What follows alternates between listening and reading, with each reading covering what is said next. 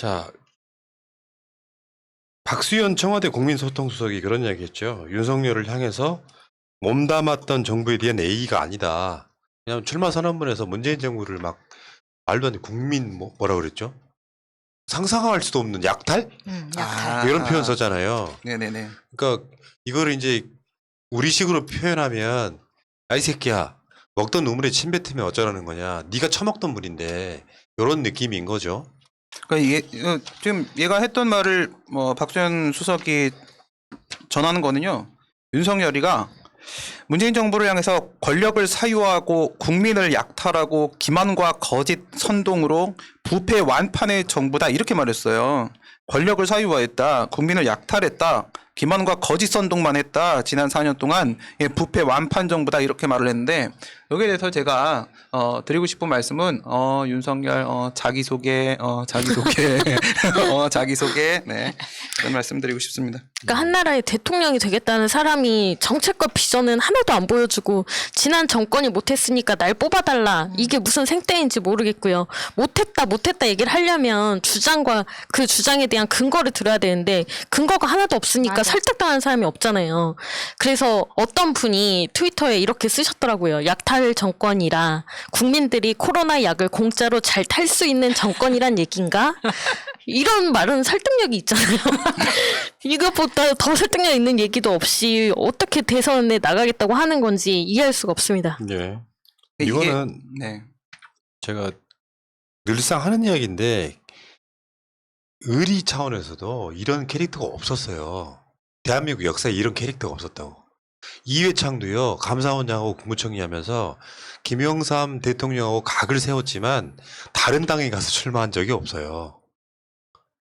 그러니까 내가 어디 구수해가지고 대가리도 더럽게 없어 보이는 놈을 중앙지검장하고 검찰총장으로 올려놨더니 이상한 수사하다가 지 혼자 삐져가지고 밖에 뛰쳐나가가지고 그 반대에 있는 당 사람과 손잡고 뭐 한 놈이 없었다니까요.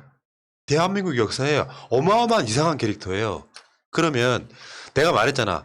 윤석열은 어떤 전제가 필요하냐면 엄청 깨끗해야 돼.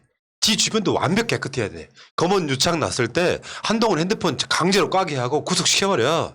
장모가 뭔 필요가 있어. 내가 장모 그딴 돈 갖고 난 사나이니까 장모 바로 구속시켜버려. 마누라도 있잖아. 뭔 주가 조작이네 뇌물이네 뭐네 이게 들통나면 바로 이혼해버려. 그런 정도라면 국민의힘 안 들어가도 국민들은 그 사람을 대통령 만들어 줄 겁니다.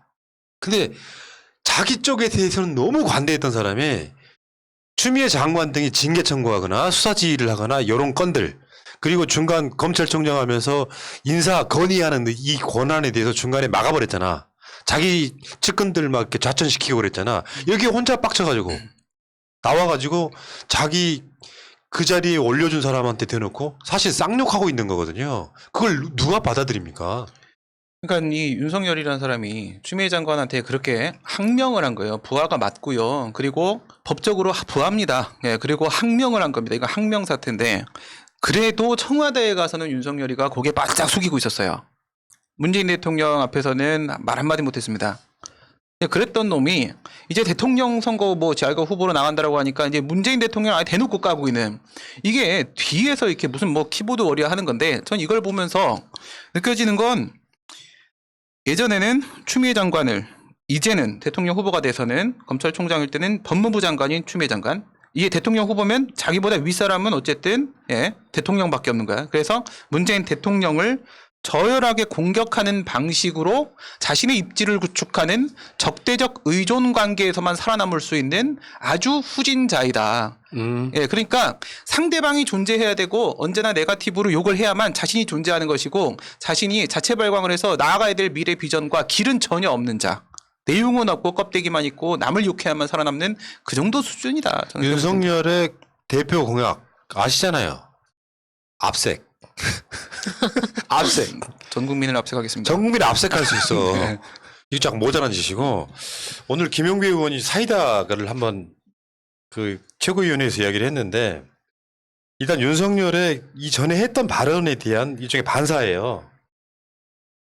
내가 사모펀드 쪽을 좀 아는데 이거 완전 나쁜 놈이다. 그냥 가면 장관 돼도 날아갈 사안이다. 내가 대통령 직접 뵙고 보고 드리고 싶다. 조국을 법무부 장관 임명하면 안 된다. 내가 봤는데 몇 가지는 아주 심각하다. 법대로 하면 사법처리감이다. 사실 여 말이 틀렸잖아요. 이게 사모펀드로 시작된 건이란 말이에요. 이게 지금 정경심 교수의 판결은 안 나왔지만 공범이었던 조범동의 재판에 대법원 판결이 나와버렸어요. 조범동의 피해자였던 거예요. 조국, 정경심 부부는.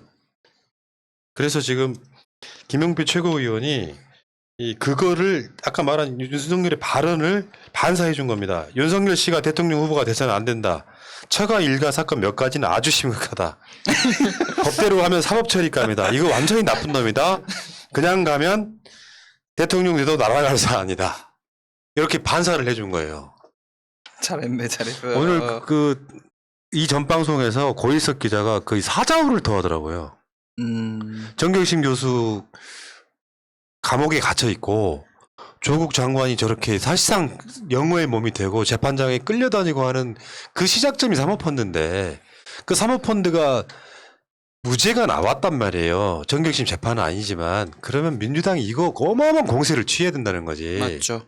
윤석열이 존재할 수 없는 그 시작점이 무너졌는데 아직까지도 그래서 김용필 최고위원이 좀 나서긴 한 건데요. 더 목소리가 더 커져야 됩니다. 맞습니다.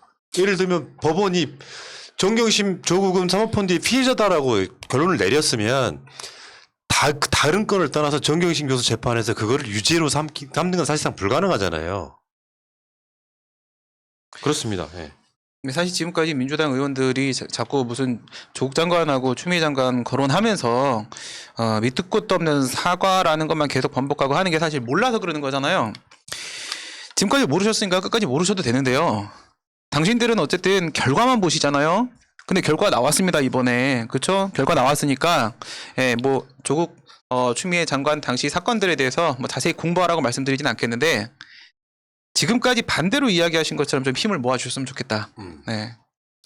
아니 SNS만 해도 윤석열이 방금 했던 그 발언에 대한 짤이나 그다음에 윤석열이 그 징계를 받았던 이야기 그런 거 지금 그 법무부 문서로 계속해서 돌아다니고 있거든요. 어딜 가나 어느 페이지에서나 다 볼 수 있는데 이런 것만 봐도 그것만 공유하면서 반대 얘기를 해도 윤석열에 대해서 검증이 필요하다 지금 사과해야 된다 이런 말을 해도 되는데 왜 아무것도 안 하고 있는지 모르겠습니다. 조금 더 적극적으로 나서주세요. 이게 사실 지금 언론의 스탠스랑 비슷하다고 생각합니다. 민주당이. 왜냐하면 지금까지 한 번도 언론처럼 발벗고 뛰진 않았지만 암묵적으로 동의를 했다고밖에 볼 수가 없어요. 지금까지 대표가 나서서 사과를 한다거나 초선들 나와서 사과를 한다거나 아니면 대선 경선에서 조국 장관에 대해서 악의적으로 이야기한 회계사를 면접관으로 뽑는다거나 이런 것들이 다 중도를 눈치 본다는 명분하에 이렇게 간 거거든요. 그러다 보니까 계속해서 방향이 대부분의 지지자들이 생각하는 것과 완전히 다르게 가는 겁니다.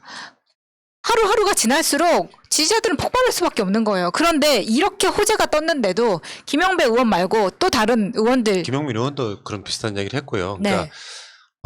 계속 얘기해봐요. 아니 그래서 더 얘기 나와야 된다고. 지금 이거 호재인데 왜 가만히 있냐고. 그러니까 이 부분은 그걸 이용해가지고 민주당 지지율 떨어뜨리고 그것 때문에 무슨 보궐선거를 졌느냐 마느냐 하면서 내가 이 방송 하면서 민주당 국회의원들 많이 보잖아요. 조국 장관, 정경심 교수 재판받고 있는 디테일을 몰라. 농담하는 게 아니라 그냥 조선일보만 읽고 있는 거예요. 뭐 어마어마한 비리가 있나 보다. 그 조선일보를 읽는 이유도 사실 조선일보 눈치 보느라 그러는 거거든요. 근데 말씀하신 대로 우리는 방송을 매일매일 해야 되니까 매일매일 이슈를 다 뒤지는데 사실 국회의원은 그렇게 하지를 못합니다. 보좌관이 누구 하나 그렇게 챙겨주지도 못하고 그러다 보니까 정말로 디테일을 몰라요. 나도 깜짝 놀랐어요. 정치인들 많이 할 것 같잖아. 이 디테일을 몰라서 정경심 교수가 진짜로 표창장 위조한 줄 알아요. 그러면서 사법개혁을 외치지는 못해. 지금 정경심 교수 관련해서는 딱 3가지 정도거든요. 지금 현재. 내가 아까 92%라고 한 이유가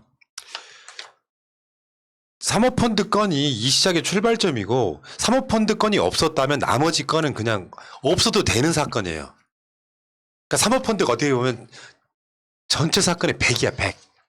근데 칼을 뽑았는데 아무것도 못 썰게 생겼거든, 윤석열이가. 그러니까 사모펀드를 뒤지고 뒤졌는데 안 나와. 그러니까 이거를 입시 비리 쪽으로 돌린 거 아닙니까? 그래서 지금 이제 1심에서 유죄가 났던 것들 중에 자녀 입시비리라고 불리는 표창장 위조 및 인턴 그게 7대 입시비리고요. 다음에 사모펀드 건은 사실상 무죄가 확정됐다고 보고 거기에 하나 더 걸었죠. 증거인멸. 이 세 가지가 큰 틀인데 여기 사모펀드 관련해가지고 어차피 조범동 재판에서도 그렇고 여기 공모관계가 아니라는 건 대부분 입증이 됐었어요. 그 관련해서 횡령, 다음에 거짓 변경 보고 이런 게 있어요. 이런 것도 사모펀드가 무죄가 됨으로써 대부분 가치 무죄가 나오는 그런 상황에 좀 연결이 돼 있다 이렇게 보면은 지금 남아있는 게 뭐야 그럼. 이런 재판 결과 받으려고 그날이를 쳤던 거예요. 윤석열이 그러니까 과잉 수사의 정도가 아니라 대한민국 사회에 유례가 없는 검찰력을 동원해서 조국 장관들을 털어서 가장 중요했던 92% 정도 사안이 무죄가 나왔어 벌써 이미. 그럼 나머지 이제 다툴 만한 게 그게 인턴 조민이 왔냐 안 왔냐 이런 논란이거든요. 허드렛 일이냐 이게 중요한 일이냐. 100시간을 채웠냐 70시간을 채웠냐 이런 일이에요. 나머지 남아있는 건 정경심 교수는 그것 때문에 감옥에 갇혀 있는 거예요. 아까 최은순이 징역 3년 받은 거는 검찰이 구형을 3년 했기 때문인데 꽉 채워서 있어. 네네네. 검찰이 5년 했으면 5년 나왔을 거고 네네. 10년 했으면 10년 나왔을 거 아니에요. 그 부분이 정말 아쉬운 거죠. 근데 이게 저는 사법부가 이걸 뭐 유리하게 판단했으면 좋겠다, 불리하게 판단했으면 좋겠다 이게 아니라 정말 사실만 가지고 제대로 판단을 했으면 좋겠다는 겁니다. 이게 70년의 적폐가 모여있는 검찰총장이 총장으로 현직에 있을 때는 재판이 그냥 아무나 막 갖다 집어넣고 윤석열이 저렇게 사모펀드에 대해서 자신만만하게 이야기했던 것은 설상 이게 잘못되더라도 내가 뒤집을 수 있다는 자신감을 보여준 거라고 생각하거든요. 그런데 정작 본인이 옷을 벗고 나오니까 지금 보세요. 정경심 무죄 나오고 장모 3년 나오고 이런 것들이 저는 우연일 거라고 생각하고 싶지만 그 전에는 현직에 있을 때는 판사 사찰 때문에 멱살 잡혀있던 판사들 그리고 본인이 현직에서 찍어 눌러가지고 이렇게 결과를 만들어낼 수 있다.